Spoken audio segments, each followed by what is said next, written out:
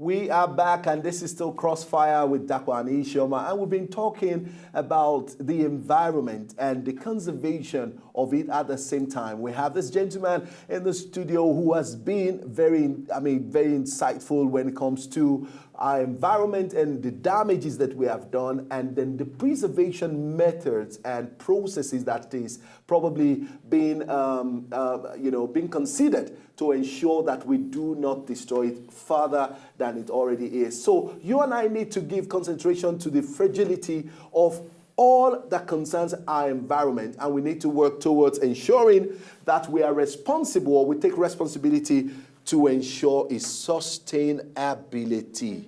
Now, I mean, for me, I think, this show is not just going to, it's just a foundation to begin to address, what has to do with, the topic that we're treating. But for me, let's look at it this way.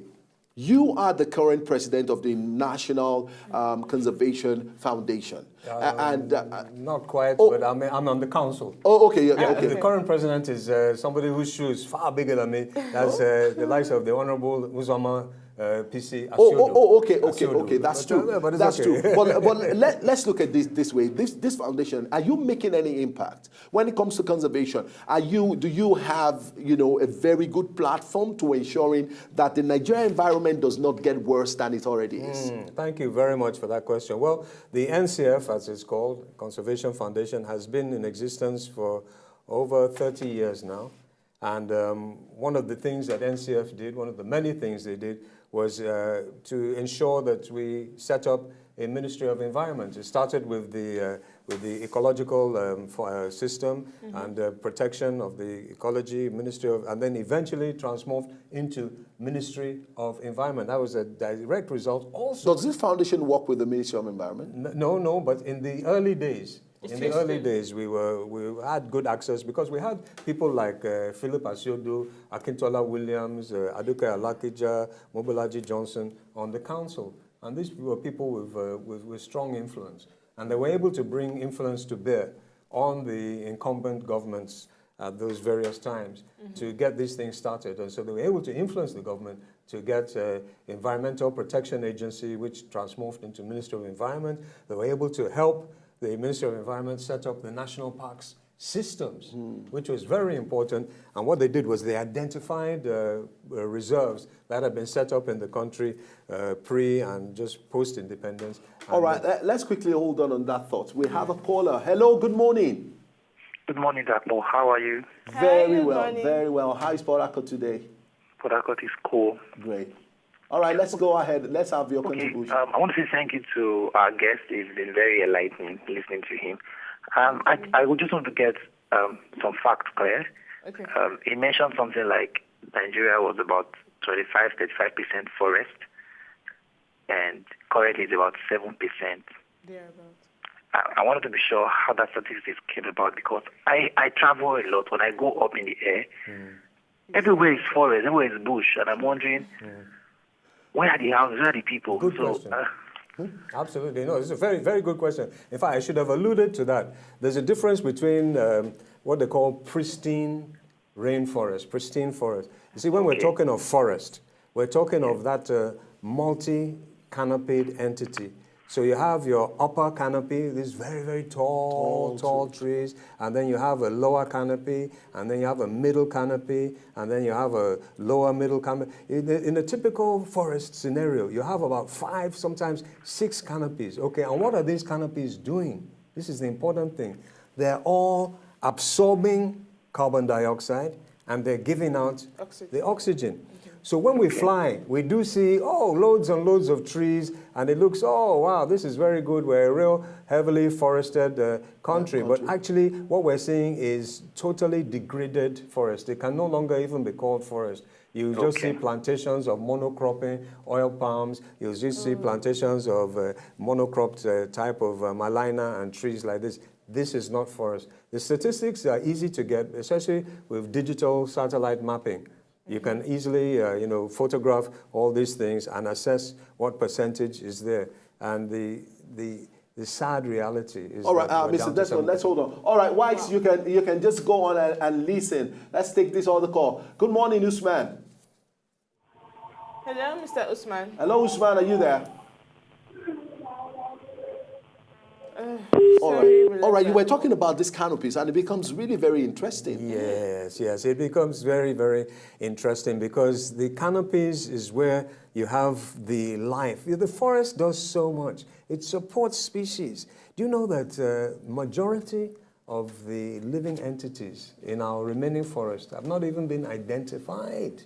And a lot of the medications that we get, a lot of the medicines and cures come from the forest, as our traditional medicine practitioners are aware of. You know, things like penicillin, they came from the fungus that was found in the forest. There's so much untapped biological resources there in the forest, which has been wiped out. And a lot of these resources have been pushed into extinction because where they live is in the forest. And extinction is forever. When it's gone, it's gone. Extinction is forever. So these are resources we could never get. It's very possible that the cure for HIV is sitting somewhere in one of our forests, either in Nigeria or in Cameroon or in Congo or in South America. It's very, very possible. So we need to preserve and we need to build it back as a matter of the utmost urgency. And this is particularly relevant in the state that our incoming president hails from, which is Katsina State. He comes from Daura. Yeah. And Daura is being massively inundated with the sands of the desert. The desert is encroaching into Katsina State in a totally unprecedented manner. And if it is left to continue in this way, in the next 10 years, villages, cities like Daura will be under the sands of the desert. It's that bad. Wow. It's that bad. I've been up there. And I've seen it. And I've spoken to people who have hailed from those areas. And you know that it is one of the major causes of the insecurity we have in our land. Because some of the hundreds of thousands of internal refugees, a lot of these young men and women, they lived happy, good lives in good green pastures. Now the pastures are totally gone. Their livestock is gone. They've had to leave those places and become refugees in their own land. And you know, there's a saying that, a hungry man is an angry man. And you know, when your whole livelihood has been totally wiped out by the sands of the desert, the quest for survival, the survival instinct rises within you, and whatever means you can take to survive. Yes, that's why when you were saying a bit earlier about going for the 20 days without food, I was thinking, man, I'm going to get really angry if I do that. But, and there's a but. A hungry man is an angry man. What of the man who has no water for himself, his flocks, and his family? That goes beyond anger.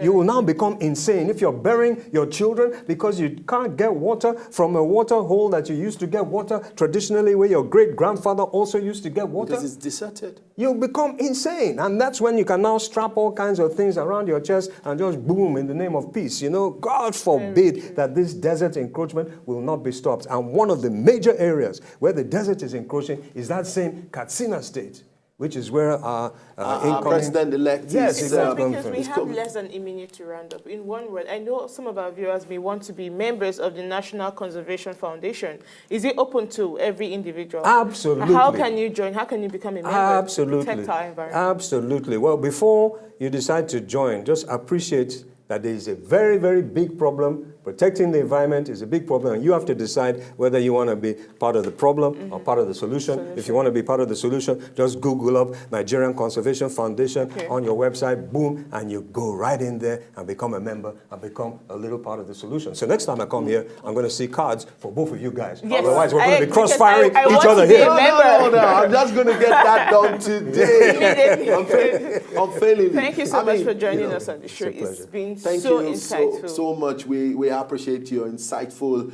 details that you have made available on the show. And I can only promise you that we will not leave talking about our environment until we get that solution. And not even especially with the desert encroachment that is ongoing in the very place where our president-elect is from, then something definitely will be done this time. Hopefully, you know, that the government will be sensitive enough. And the beautiful part is we're laying the foundation. There are so many more interesting areas as regards our environment, which we'll be bringing to you in subsequent weeks. So you won't want to stop watching CROSSFIRE. All right, thank you so very much, everyone who have been a part of our show today. It's been such a very insightful and successful one. We want to say a very big thank you once again to Mr. Desmond Majekodunmi. We'll have you back definitely on the show, and we'll still be talking about environment. We want to say bye-bye at this point. Say no to violence, and God bless you.